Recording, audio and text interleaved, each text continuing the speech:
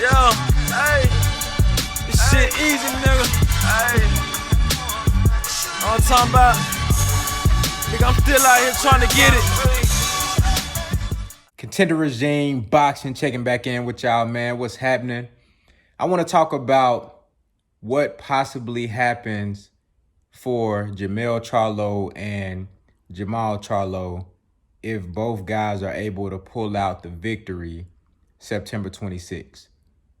What are the rewards? What are the benefits to getting a victory in such big fights? What could these guys look forward to with getting a victory on September 26th? Now, I've been hearing a lot, from, people that may genuinely believe that these guys will lose on the 26th. Of course, you got your haters out there that no matter who they fight, no matter what they got going on, they wishing for the Charlos to, have a downfall, or they wishing negativity on the Charlos. You're going to always have those. You got these guys that, they just natural haters, you know what I'm saying? And I hear a lot of people that say, well, this fight, this card ain't worth pay-per-view. You know what I'm saying? It's saying one of them gonna lose or they both gonna lose and all this shit. That's cool. Like, I still haven't seen nobody give me like a breakdown on the fight. Like, y'all know me, I break this shit down to the T.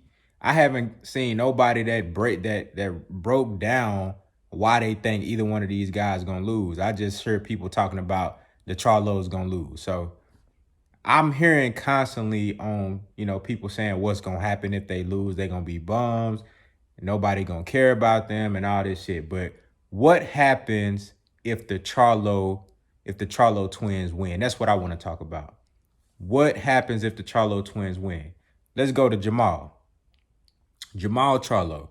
If he's able to be successful versus Sergey Derevyanchenko, a guy that is very well respected at the 160-pound division, gave Triple G hell, gave Danny Jacobs hell, a guy that people want to see in the ring with the Canelos, the Andres, the Billy Joe Saunders, and the Jermall Charlos of the world. He's just a tough guy, man, a very well respected. He's kind of like Sean Porter at 147, though it may be a little disrespectful to Sean Porter because Sean Porter is a two-time world champion. Derevyanchenko has never been a world champion, though he has only like 19 fights or something. So you got to look at that as well, but not comparing like pedigree, just comparing their position in the division. A tough guy, hard to beat, very well respected, and willing to fight anybody. You know what I'm saying? So in that regard, he's a little bit like Sean Porter. So, there's a lot of people that feel like, this is the biggest task for Jermall Charlo. There's a lot of people that feel like he can't beat Derevyanchenko. And, some people that do believe that he will win that fight, believe it's going to be the toughest fight that he ever been in. And I think, with this fight, if he's able to come out with the victory, this puts him in the conversation with the Triple Gs, with the Canelos, with the Danny Jacobs. Even though I feel like I'm not even going to go into that with Danny Jacobs, but Danny Jacobs have been in big fights, bigger fights than Jermall Charlo ever been in. So in that regard, I think this puts him in that light, and I think this would be the type of fight, especially under the lights and on the big stage. This will be the type of fight, if he can pull out the win and put on a great show, put on a great performance, this could put him exactly where he need to be and get the respect from his peers and get the respect from the boxing fans, even if they still hating it. Because, Jermall Charlo can go out there and blow Derevyanchenko out the water, beat the fuck out of him, wipe him out, and people still gonna be hating. Y'all know how that shit go. They gonna call Derevyanchenko a bum if Jermall go in there and blow him out. They gonna call him a bum. He ain't gonna get no credit. They gonna call him a bum. But deep down inside, they know what he did was great. So he gonna get their respect one way or the other, whether they show it or not. You know what I'm saying? So I feel like this will put him in that position to demand the Canelo fight and get paid well for it, to demand a Triple G fight and get paid well for it. You know, so Jamal Charlo has the opportunity to make a statement and get on that level where he feel like he need to be. He feel like he's not as respected as he should be. He feel like don't nobody respect his resume. He don't get the credit that he deserves. With this fight right here, if he can get a win over Derenchenko, that's a great win on his resume. And can't nobody say he ain't never fought nobody. Can't nobody say all he fight is bums. You dig what I'm saying? So this is an elite matchup for Jamal Charlo, and it's going to show everybody what we need to know about Jamal Charlo at the 160-pound division. Jamel, if Jamel is able to get the victory versus Jason Rosario, he instantly becomes the king of the 154-pound division. Everybody know the WBO belt is essentially an ESPN top-ranked belt. They in cahoots. They got some little side deal that don't nobody know about. You know what I'm saying? That, you know, top rank get first dibs on WBO belts and shit. This Texera dude, don't nobody know who the fuck he is. I ain't never seen Texera fight. I don't know who he done fought.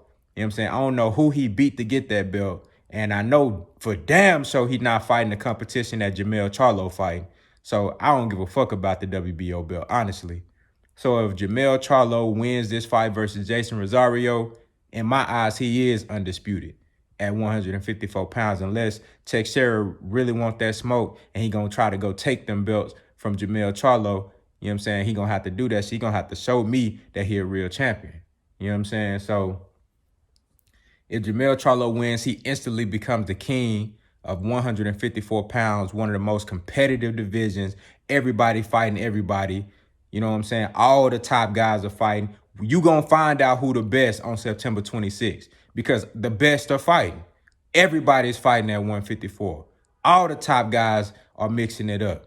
Ain't nobody ducking nobody. Everybody fighting.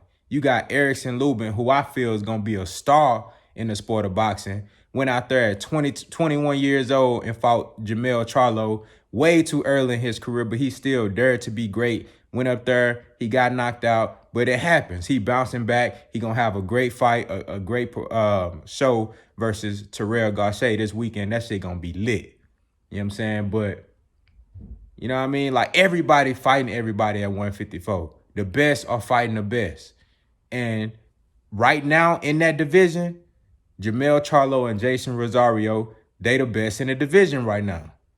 Jason Rosario coming off a win versus J-Rock. Beautiful performance, exciting performance. You got a big, strong, powerful guy who can box, who can counterpunch. Cuban, I believe. So, you know, he got that good boxing background. And, you know, he got the IBF, he got the WBA, and he got the, so he got the IBF and the WBA. And, you know, Jamel got the WBC, so they unifying titles, 3 titles on the line. He also got like a IBO belt or some shit like that. Man, look, it's too many damn belts anyway, but I'm only talking about the major belts right now. So he got WBA, IBF. Jamel got the WBC. You know what I'm saying? So if Jamel can go in there and put on a great performance and get this victory, bro, he instantly become the king of the division. And in my opinion, he need to be top 10 on the pound-for-pound list. I don't give a fuck. One of them motherfuckers got to move off the list, bro. One of them dudes who don't nobody know shit about, who ain't really doing shit, they got to move off the list. One of them dudes who ain't fighting nobody, who ain't fighting the competition that Jamel Charlo fight, they need to get off the list.